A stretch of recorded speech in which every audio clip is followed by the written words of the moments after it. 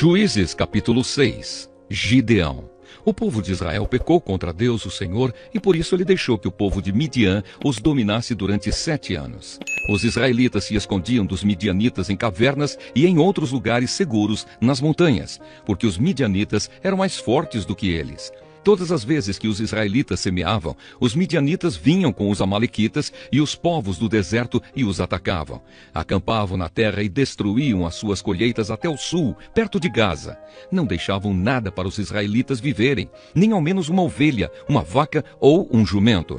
Chegavam com o seu gado e as suas barracas e eram tão numerosos como gafanhotos. Eles e os seus camelos eram tantos que nem dava para contar. Vinham para destruir a terra e o povo de Israel não podia com eles. Então os israelitas pediram socorro a Deus, o Senhor. Quando eles oravam ao Senhor por causa dos midianitas, ele mandou um profeta que lhes disse: assim diz o Senhor, o Deus de Israel: eu tirei vocês da escravidão do Egito. Eu os livrei dos egípcios e dos que lutaram contra vocês aqui nesta terra. Expulsei os seus inimigos e dei a vocês a terra deles.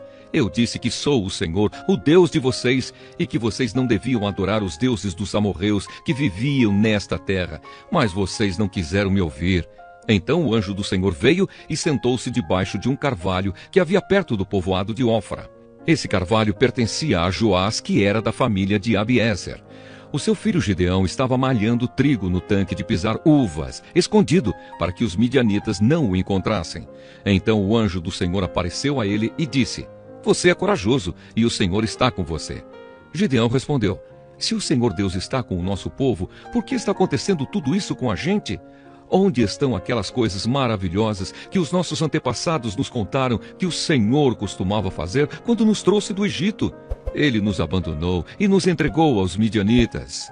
Então o Senhor Deus ordenou a Gideão: vá com toda a sua força e livre o povo de Israel dos midianitas. Sou eu quem está mandando que você vá. Gideão respondeu: Senhor, como posso libertar Israel? A minha família é mais pobre da tribo de Manassés e eu sou a pessoa menos importante da minha família. Mas o Senhor disse: você pode fazer isso porque eu o ajudarei. Você esmagará todos os midianitas como se eles fossem um só homem. Gideão respondeu: se tu estás contente comigo, então dá-me uma prova de que és tu mesmo que estás falando. E por favor, não vás embora até que eu te traga uma oferta. Eu ficarei aqui até você voltar, disse Deus. Então Gideão entrou, cozinhou um cabrito e fez pão sem fermento com mais ou menos 10 quilos de farinha. Pôs a comida numa cesta e pôs o caldo numa panela. Levou tudo e entregou ao anjo do Senhor, que estava debaixo do carvalho. Então o anjo ordenou: põe a carne e o pão nesta pedra e derrame o caldo em cima. Gideão fez o que ele mandou. Em seguida o anjo estendeu o bastão que tinha na mão e tocou com a sua ponta a carne e o pão. Então saiu fogo da pedra e queimou a carne e o pão, e o anjo desapareceu. Aí Gideão compreendeu que era mesmo o anjo do Senhor que ele tinha visto, e disse apavorado: ai de mim, Senhor meu Deus, eu vi o anjo do Senhor face a face.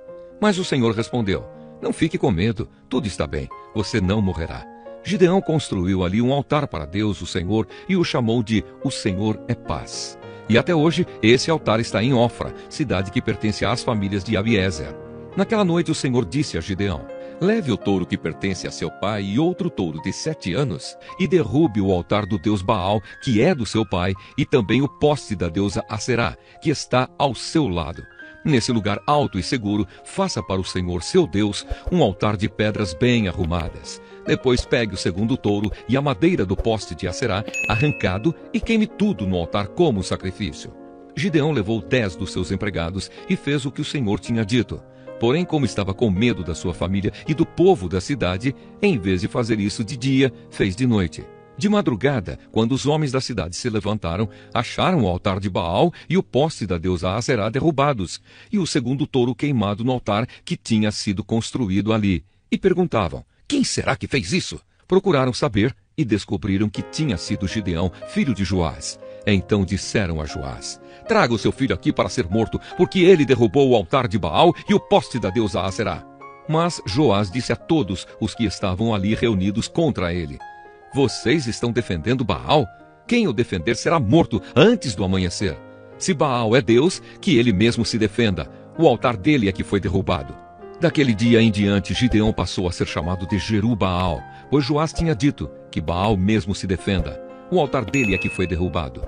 Então todos os midianitas, os amalequitas e os povos do deserto se juntaram e atravessaram o rio Jordão e acamparam no vale de Jezreel.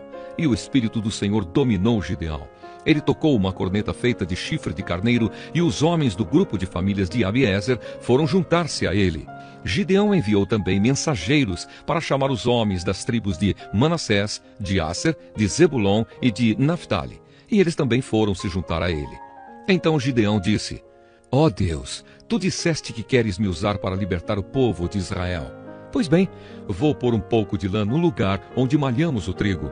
Se de manhã o orvalho tiver molhado somente a lã e o chão em volta dela estiver seco, então poderei ficar certo de que tu realmente me usarás para libertar Israel.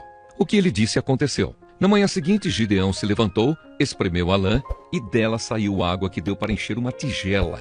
Então ele pediu a Deus: Não fiques zangado comigo, mas deixa que eu fale só mais uma vez.